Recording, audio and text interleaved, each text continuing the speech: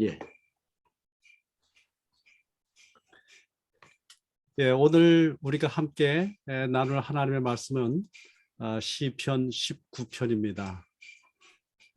이 시편 19편의 말씀 1절로 4절의 말씀을 보겠습니다. 하늘이 하나님의 영광을 선포하고 궁창이 그의 손으로 하신 일을 나타내는도다. 날은 날에게 말하고 밤은 밤에게 지식을 전하니 언어도 없고 말씀도 없으며 들리는 소리도 없으나 그의 소리가 온 땅에 통하고 그의 말씀이 세상 끝까지 이르도다. 하나님이 해를 위하여 하늘의 장막을 베푸셨도다.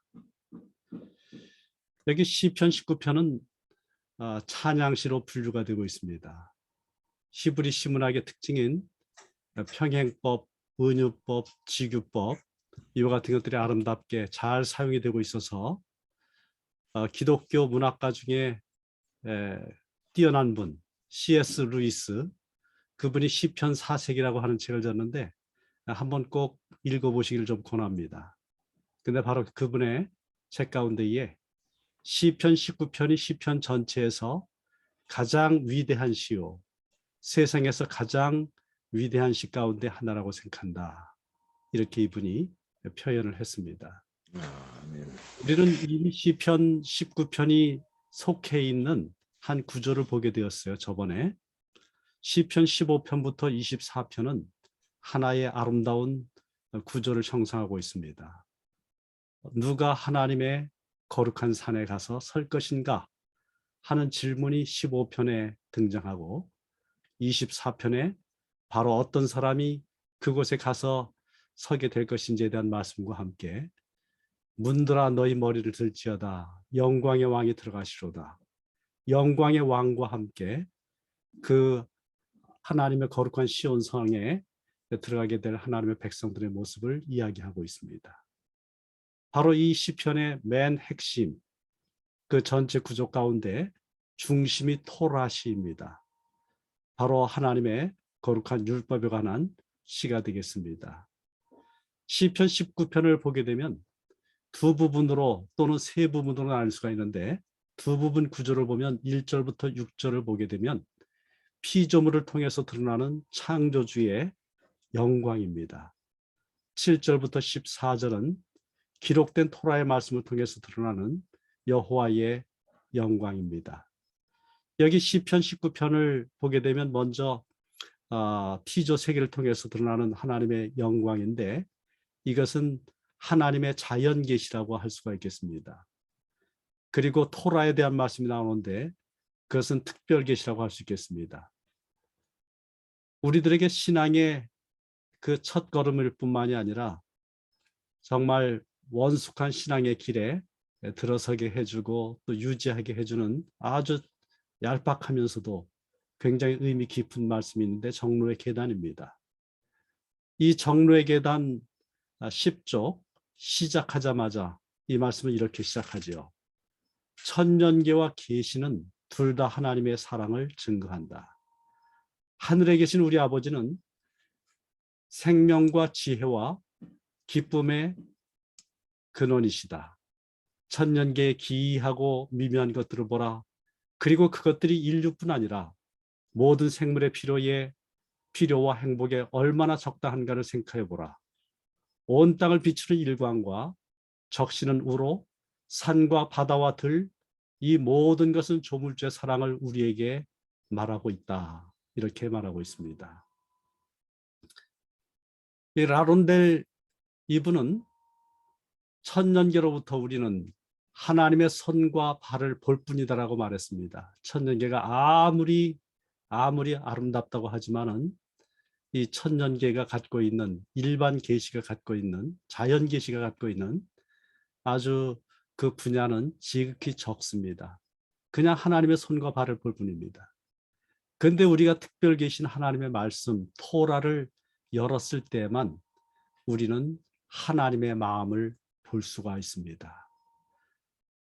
우리 시편 19편에서 하나님의 이름이 등장하는데 거기에 하나님의 일반적인 이름, 일반 명사라고 할 수 있겠죠. 그 이름이 엘이라고 하는 말입니다. 하나님이란 말로 번역이 됩니다. 첫 부분에 그 말씀이 나옵니다. 그 다음에 계명에 대해서 다루고 있는 그 부분에 가서 하나님의 이름이 여호와로 바뀝니다. 여호와는 하나님의 고유한 이름이고 하나님의 백성들에게 계시해 주신 이름입니다. 여호와를 부르는 사람들은 하나님과 직접적인 관련을 맺고 있는 그분의 언약의 백성들입니다. 여기 똑같은 하나님이지만 그 엘과 여호와로 사용이 되었는데 이것은 두 다른 하나님을 말하는 것이 아니라 바로 한 하나님이 갖고 계시는 두 특성을 보여주고 있습니다. 바로 창조주께서 다름 아닌 구속주가 되셨다. 우리를 구원해 주신 분은 창조주 하나님이다. 바로 이 한 분 여호와 하나님에 대해서 우리들에게 보여주고 있습니다. 자, 그런데 이방인들은 토라가 없기 때문에 하나님의 말씀이 없기 때문에 해와 달과 별들을 신으로 섬겼습니다. 아브라함이 나왔었던 그 갈대아 우르, 거기에서는 달신, 그 달신의 이름이 신이에요. 달신을 섬겼고 고대 세계에 아주 유명한 신전을 갖고 있었습니다. 자, 이제 우리 성경 말씀을 보면 방금 읽었었던 그 말씀 가운데서는 이미 낮이 나왔고 밤이 나와서 19장 4절 하반부에서는 태양에 대한 말씀으로 직접 넘어갑니다. 해는 그의 신방에서 나오는 신랑과 같고 그의 길을 달리기 기뻐하는 장사 같아서 하늘 이 끝에서 나와서 하늘 저 끝까지 운행하며 그의 열기에서 피할 자가 없도다 하였습니다. 태양을 가나안 사람들 그리고 그 고대 근동 사람들은 샤마시, 태양이라고 하는 이름 자체가 낱말 자체가 샤마시인데 샤마스 신인데 이 샤마스 신을 갖다가 섬겼습니다. 이 샤마스 신은 정의의 신으로 그렇게 그들은 이해를 했습니다. 이 말씀은 이제 7절부터 14절에 있는 하나님의 말씀, 정말 정의를 보여주고 있는, 올바른 삶을 보여주고 있는 그 토라에 대한 말씀으로 넘어가는 복선을 마련을 하고 있습니다. 수메르의 찬송시를 보게 되면 우리 지금 여기 시편에 그의 길을 달리기 기뻐하는 장사 같아서 하늘 이 끝에서 나와서 하늘 저 끝까지 운행한다라고 말을 했지요. 수메르인들, 그 사람들은 태양을 바깥으로 나가는 영웅, 달리는 그런 영웅으로 비유를 했습니다. 그 다음에 수메르와 아카드의 이중 언어로 되어 있는 찬송시를 보게 되면 태양이 아내와 함께 침실로 들어가는 용사로 묘사가 되어 있습니다. 그래서 아카드어에서는 태양을 가리켜서 신랑으로 표현하는 것이 종종 있습니다. 여기 우리 시편에서 해는 그의 신방에서 나오는 신랑과 같고 이렇게 이야기를 하고 있습니다. 자, 그런데 여기 나타나 있는 태양이 갖고 있는 특징이 있습니다. 그것은 하늘에 떠가지고 온 세상에 태양의 그 빛을 비춥니다. 그 열기에서 피할 자가 없습니다. 그런데 성경 가운데서 보게 되면 그 열기라고 하는 그 단어가 함마라고 하는 단어인데 그 함마의 기본형이 되는 그 언어를 보게 되면 그것은 열기라는 그 의미도 갖고 있고 분노라고 하는 뜻도 갖고 있습니다. 이 분노라고 하는 그 뜻은 바로 정의의 신이 심판할 때 분노로서 심판한다라고 하는 하나의 숨겨진 의미를 갖고 있죠. 이와 같이 이중적인 의미를 갖고 있습니다. 바로 고대인들은 이 태양이라든지 달이라든지 그와 같은 것들을 신으로 섬겼지만 오늘 우리가 성경 말씀 자체를 보게 되면 성경 말씀은 결코 태양이나 달이나 이와 같은 것들을 신으로 이야기하지 않았습니다. 하나님께서 말씀하신 피조물로서 제시하고 있습니다. 그것들은 결코 인간을 지배하는 신이 아닙니다. 그렇기 때문에 오경의 신명기 4장 19절의 말씀은 말합니다. 또 그리하여 내가 하늘을 향하여 눈을 들어 해와 달과 별들 하늘 위의 모든 천체 곧 너희 하나님 여호와께서 천하 만민을 위하여 배정하신 것을 보고 미혹하여 그것에 경배하며 섬기지 말라. 바로 이와 같이 천체를 섬기지 말라 이렇게 하나님께서 말씀해 주셨습니다. 여기 천체들은 하나님이 정해놓으신 천년계 질서에 따라서 움직입니다. 우리 한글 성경을 보게 되면 한글 성경에 시편 19편 4절에 그의 소리가 온 땅에 통하고 그의 말씀이 세상 끝까지 이르도다. 하나님의 해를 위하여 하늘에 장막을 베푸셨도다. 이렇게 되어 있는데 거기에 난외주 1번이 있습니다. 이제 성경을 갖고 계신 분은 성경의 그 난외주를 한번 보시기 바랍니다. 그거 보게 되면 그의 소리가 라고 번역되어 있는 소리가 난외주에는 주리라는 말로 번역이 되어 있습니다. 바로 이것은 여기 지금 그림을 보고 계시는데 다름 아닌 궤도를 보시죠. 하나님이 천지를 창조하시고 천체를 만드실 때 그것들이 일정한 궤도, 일정한 줄, 자기의 길들을 달리도록 그렇게 해 놓으셨습니다. 우리는 창세기 1장 가운데서 그 해와 달과 별들, 이와 같은 천체들이 갖고 있는 기능들을 봅니다. 하나님이 만드시고 이렇게 말씀하십니다. 하늘의 궁창에 광명체들이 있어 낮과 밤을 나누게 하고 그것들로 징조와 계절과 날과 해를 이루게 하라. 또 광명체들이 하늘의 궁창에 있어 땅을 비추라 하시니 그대로 되니라 하였습니다. 여기 있는 말씀을 요약하면 천체가 하는 역할은 구별하고 측정하고 한계를 정하는 것입니다. 하나님은 천년 법칙을 주셨습니다. 바로 그 천체들이 하나님이 주신 법칙에 따라서 움직일 뿐만이 아니라 그 천체의 도움 아래, 그 환경 아래 살아가고 있는 우리 모든 인간들이 천년 법칙을 지킴으로 건강하고 안전하게 살 수 있도록 해주셨습니다. 그런데 바로 우리 인간은 이와 같은 천체, 물리적인 세계에 속해 있지만 거기에만 속해 있는 존재들이 아닙니다. 바로 하나님의 말씀을 통해서 말씀 속에서 살아가는 사람들입니다. 우리는 토라를 통해서 하나님을 알 수가 있습니다. 시편 19편 7절로 8절은 여호와의 율법은 완전하여 영혼을 소성시키며 여호와의 증거는 확실하여 우둔한 자를 지혜롭게 하며 여호와의 교훈은 정직하여 마음을 기쁘게 하고 여호와의 계명은 순결하여 눈을 밝게 하도다라고 말씀하고 있습니다. 그 히브리어 성경을 보여드리지 못하는 것이 좀 그렇습니다만은 나중에 뜻이 있는 분들이 있으면 제가 히브리어를 처음부터 조금 좀 쉽게 우리 말씀을 좀 더 깊이 연구하기를 원하시는 분들과 함께 좀 히브리어 맨 처음 글자부터 같이 공부했으면 하는, 가르쳐 드렸으면 하는 그런 마음이 있습니다. 한번 우리 고 장로님 한번 그와 같은 반을 한번 조직해 보시면 제가 좀 도와드릴 수 있다고 생각이 됩니다. 근데 지금 히브리어를 보게 되면 지금 각절이 두 개의 문장으로 돼 있어요.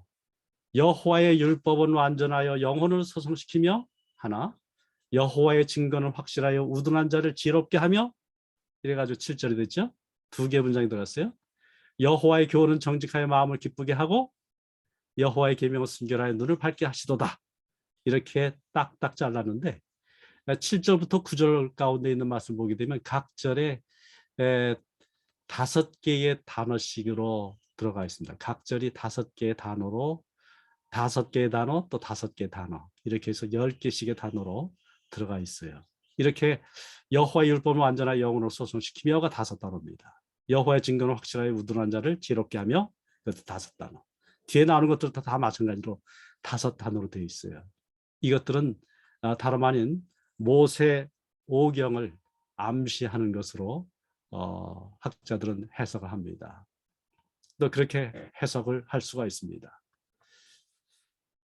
지금 여기 우리가 관심 있게 보는 것은 각절이 10개의 단어들로 되어 있는데 그 열이라고 하는 숫자입니다. 창세기 1장을 보게 되면 천지를 창조하신 하나님이 와요메로 엘로힘, 하나님이 이르시되, 1장에 하나님이 이르시되라고 하는 말이 10개가 나와요.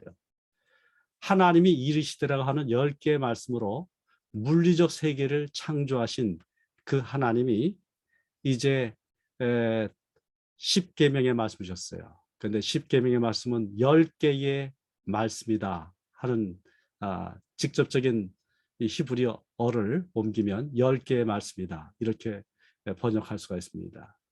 물리적인 세계를 10개의 말씀으로 창조하신 하나님이 또 유지하고 계신 하나님이 10개의 말씀으로 인간 세계를 붙들고 계십니다. 창조주 하나님이 다름 아닌 우리 인간을 어떻게 살아가야 하는지 인도하시고 지도하시는 분입니다. 그래서 우리 그 다음 구절에 보게 되면 율법에 대한 말씀이 나오는데 바로 율법으로 맨 처음 시작하죠. 율법이라는 것은 히브리어로 토라입니다. 그런데 이 토라는 성경 전체를 통해서 보게 되면 그냥 단순하게 10계명뿐만이 아니라 또 율법뿐만이 아니라 하나님의 교훈 전체를 가리킨 것입니다. 토라, 우리가 그 모세 5경 안에서 그 토라의 내용들을 보게 되면 사실 이 토라가 갖고 있는 또 하나의 뜻이 있는데 그것은 교훈, 가르침의 뜻이 있어요. 5경 안에서 어떤 교훈과 어떤 가르침을 볼 수 있습니까? 거기에서 우리는 오늘로써 끝나는 언약의 말씀 주제 공부했죠. 은혜의 언약을 볼 수 있고 성소 봉사를 통한 하나님의 대속의 봉사를 볼 수 있습니다. 근데 이 토라는 이렇게 5경 거기에만 그치는 것이 아니라 성경 전체를 통해서 보게 되면 성경 전체 가운데 신약과 관련해서 보면 성경 전체를 가리키는 것입니다. 고린도전서 14장 21절에 율법에 기록된 바 이렇게 하면서 말씀이 나오는데 이사야 28장 11절 이하의 말씀을 다루고 있어요. 그것은 바로 느비임에 해당되는 선지서에 해당되는 말씀입니다.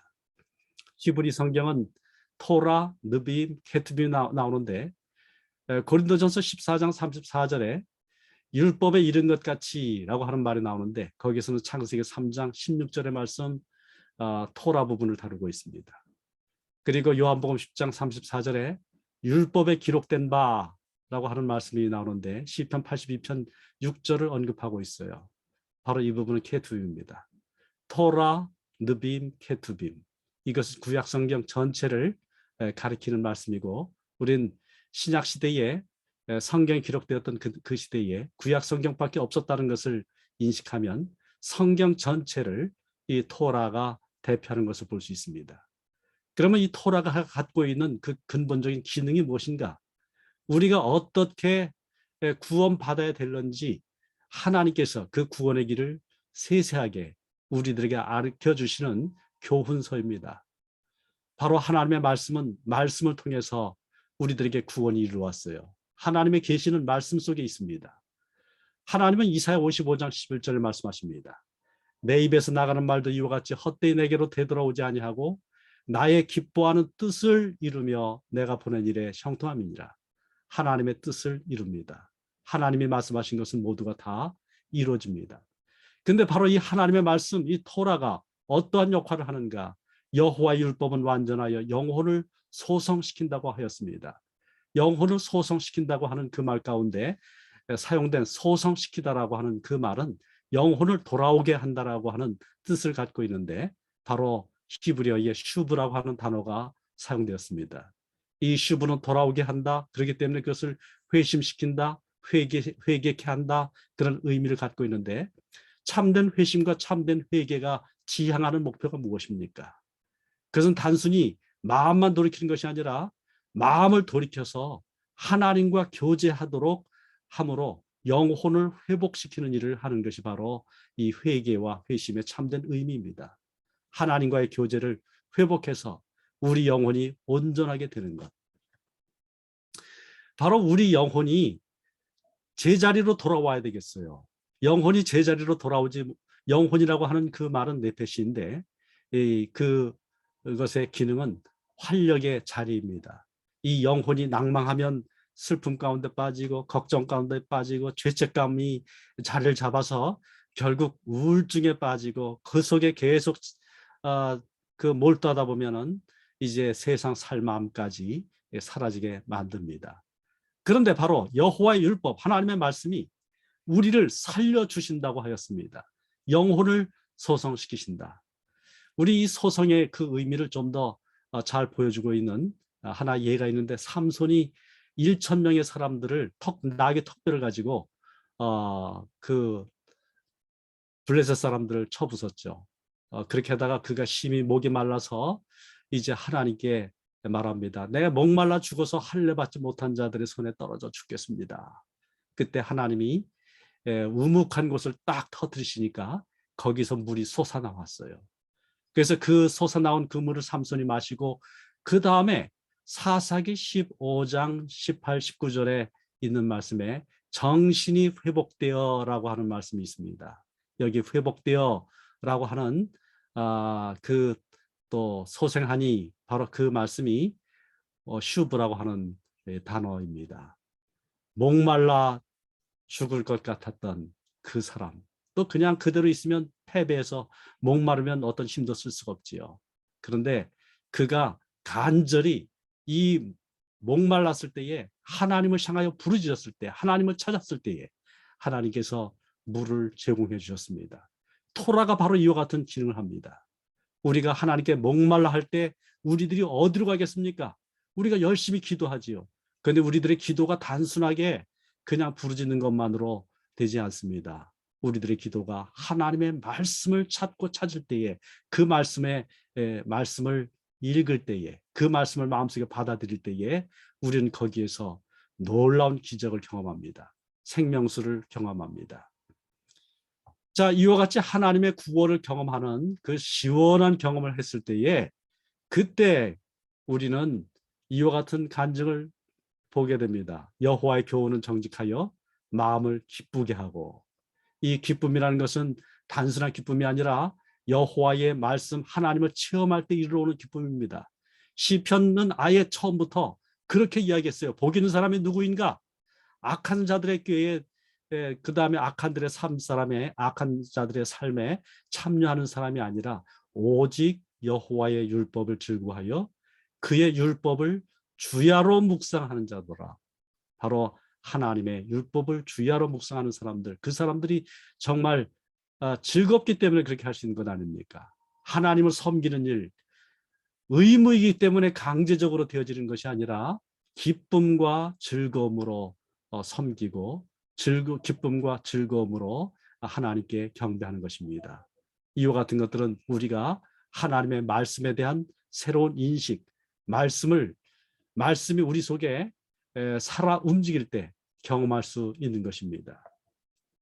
이와 같은 경험을 시편 19편과 또 같은 주제를 다루고 있는 책이 성경에서 가장 긴장 시편 119편이에요. 그런데 시편 119편에서도 말했습니다. 내가 모든 재물을 즐거움같이 주의 증거들을, 또 주의 증거들의 도를 즐거워하였나이다. 내가 주의 법도들을 작은 소리로 읊조리며 주의 길에 주의했다라고 말을 하고 있습니다.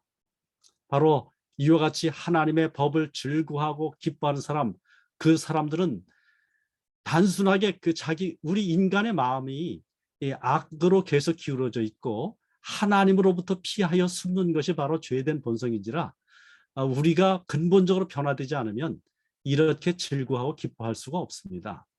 이렇게 하나님을 즐거워하고 기뻐하는 그 사람의 특징을 말하자면 여호와를 경외하는 자라고 말할 수 있겠는데, 이 여호와를 경외하는 사람은 새 언약의 축복을 받은 사람입니다.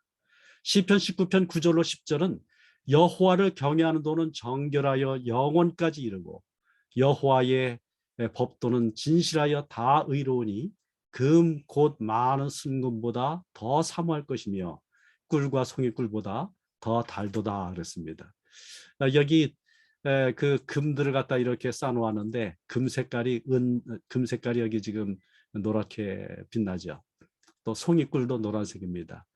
바로 이 노랗게 빛나고 있는 이것은 이미 이 앞에 있었던 자연계시, 이 일반 계시에 속하는 태양광, 그 부분을 표시할 때의 것과 그 함께 평행되는 모습이라고 볼 수 있겠습니다. 바로 금과 꿀이 해 색깔을 나타내는데 바로 그와 같은 것을 볼 수가 있습니다.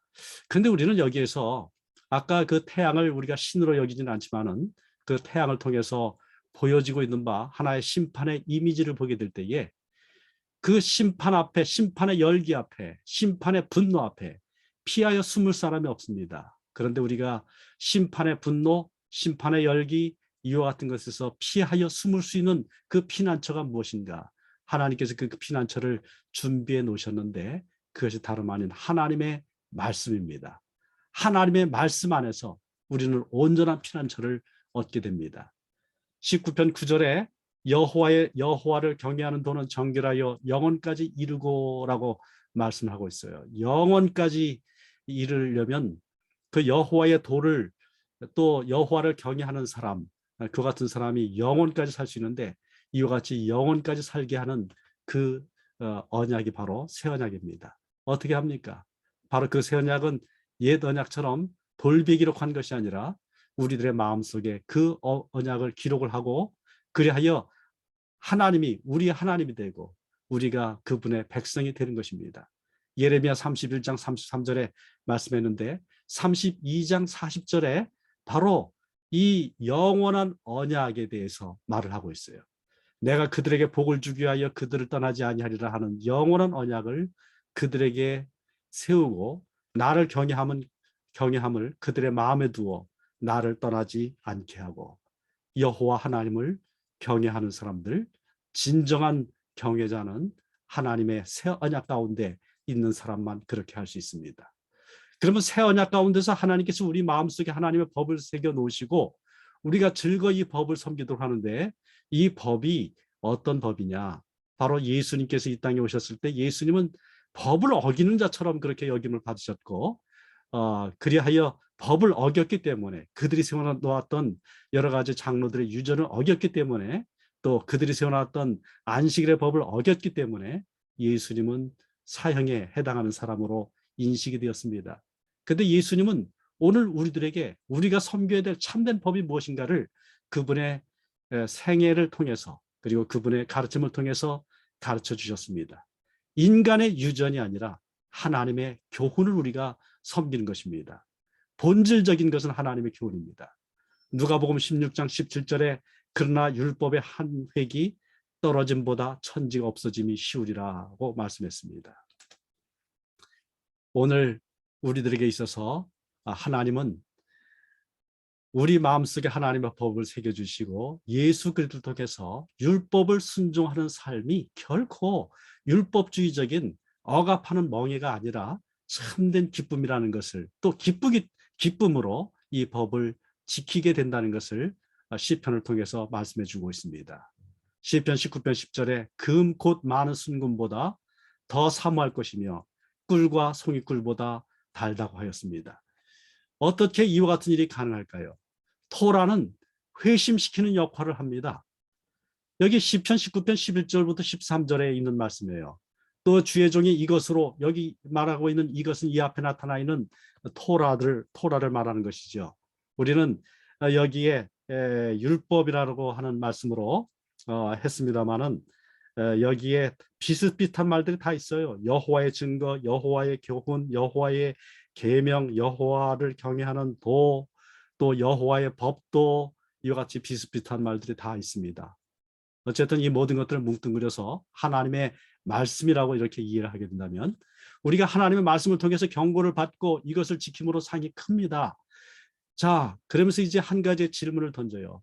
자기 허물을 능히 깨달을 자 누구리요? 나를 숨은 허물에서 벗어나게 하소서. 또 주의 종에게 고의로 죄를 짓지 말게 하사 그 죄가 나를 주장하지 못하게 하소서. 그리하면 내가 정직하여 큰 죄가에서 벗어나게 하겠나이다.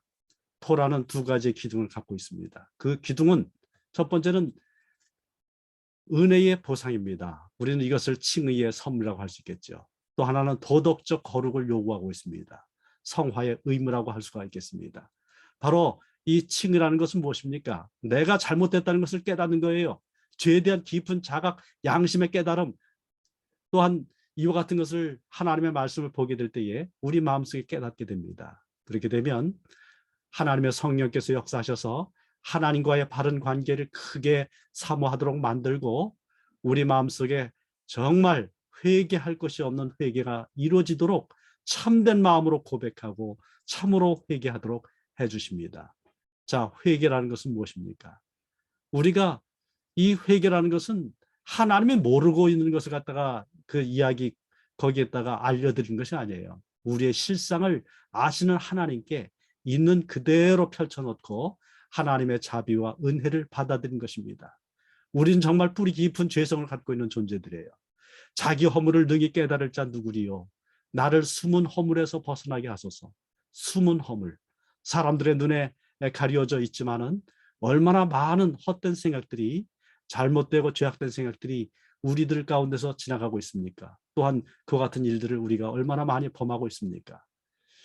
만물보다 거짓되고 심히 부패한 것은 마음이라 누가 능히 이를 알리오마는 예레미야는 이렇게 탄식했습니다. 바로 인간은 그냥 가만히 있게 되면 점점 더 거룩해지는 것이 아니라 점점 더 악해집니다. 가만히 두게 되면 영혼을 더럽히는 숨겨진 죄악된 경향 때문에 정말 큰 죄 가운데 빠지게 됩니다. 그래서 여기 영혼의 외침을 우리는 보게 돼요. 나를 숨은 허물에서 벗어나게 해주십시오. 바로 이것은 하나님의 은혜로 나의 죄를 용서하여 주시고 내가 이 죄 가운데서 벗어나게 해주십시오. 바로 다시 우리가 말씀이 반복되는 것 같지만은 히브리서에서는 4장 12절로 16절에 하나님의 말씀의 기능을 이야기하고 있습니다. 그 말씀은 좌우에 나선 어떤 검보다도 예리해서 혼과 영과 및 관절과 골수를 찌르고 마음의 생각 뜻 다 판단하고 하나님 앞에 그대로 드러나게 합니다. 벌거벗은 것처럼 드러나게 합니다. 자, 근데 여기서 끝나면 아니죠. 드러나게 되었을 때에 우리 마음속에 진정으로 이와 같은 나에게 선한 것이 아무것도 없다는 것을 깨닫게 될 때에 나를 온전케 해주시는, 나를 받아주시고 새 사람으로 만들어주시는 그 하나님의 은혜를 사모하게 됩니다. 그때에 우리들에게 이 하나님의 보좌 앞에 담대히 나가서 외치도록 해주는, 하나님 앞에 서게 해주시는 우리의 대제사장 예수 그리스도를 여기서 경험하게 해주십니다. 그리하여 대제사장은 우리의 연약함을 동정하지 못하실 자가 아니요 바로 예수님이죠. 모든 일에 우리와 똑같이 시험을 받으신 이로되 죄는 없으시니라. 그러므로 우리가 긍휼하심을 받고 때를 따라 돕는 은혜를 얻기 위하여 은혜의 보좌 앞에 담대히 나아갈 것이다 라고 말씀하고 있습니다. 그래서 여기 시편 19편 13절에서는 아주 중요한 하나의 교훈을 우리들에게 주고 있습니다. 이것은 기도입니다. 주의 종에게 고의로 죄를 짓지 말게 하사 그 죄가 나를 주장하지 못하게 해 주십시오. 죄 가운데 고의로 범하는 죄가 있습니다. 그것은 계시된 하나님의 뜻을 하나님이 그 마음속에 비춰주셨고 성경에 분명히 기록하셨고 깨닫게 해주셨기 때문에 아는 거예요. 그런데 그것을 고의로 범하는 것입니다. 무지해서 또 부주의해서 범하게 되는 그 같은 죄들은 깨닫게 해줄 때 우리가 금방 회개할 수가 있죠. 근데 계속해서 하나님이 가르쳐 주시고 양심에 호소해 주시고 그렇게 하지만 그것을 계속 무시하게 된다는 것은 하나님의 권위를 무시하는 것입니다. 이 하나님의 권위를 무시하게 될 때 결국 멸망받을 수밖에 없습니다. 토라는 우리들에게 멸망받는 죄가 어떤 것인지 민수기서 15장 30절로 31절 이 토라에 속한 말씀이죠. 여기에서 말씀해 주고 있어요.